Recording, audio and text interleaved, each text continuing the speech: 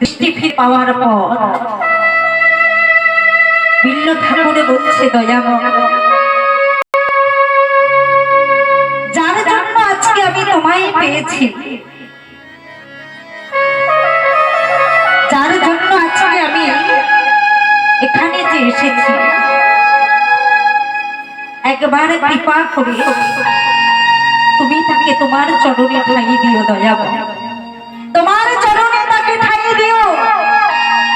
সে হলো আমার প্রেমের গুরু।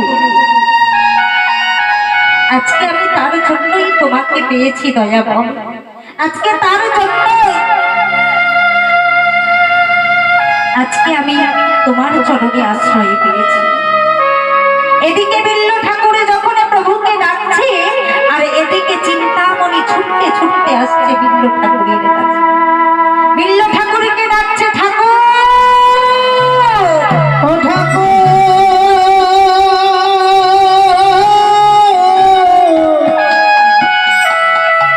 চিন্তামণি ডাক দিল, ঠাকুর।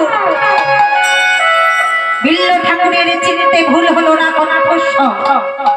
চিন্তামণির কণ্ঠস্বর যখন বিল্ল ঠাকুরের মনে গেল না, আর চিনতে ভুল হলো না।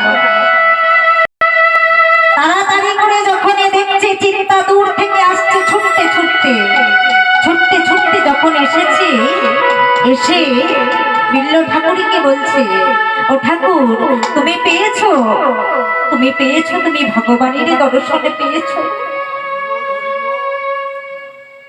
বিল্ল ঠাকুর বলছে, হ্যাঁ চিন্তা, আমি পেয়েছি।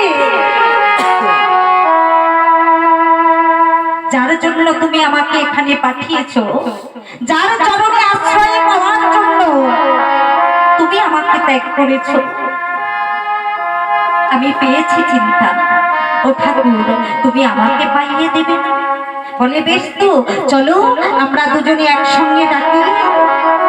সেই ঝুপড়ি আশ্রমে বসে বিল্ল ঠাকুরের চিন্তামণি দুজনে আজকে ডাকছে, প্রভুকে ডাকছে।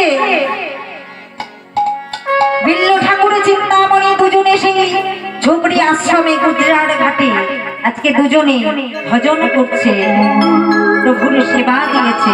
কৃষ্ণ মূর্তি সঙ্গে নিয়ে এসেছে, তার চরণে পূজা করছে, প্রভুকে ডাকছে, আর বদনে বলছে কি, আনন্দ নব।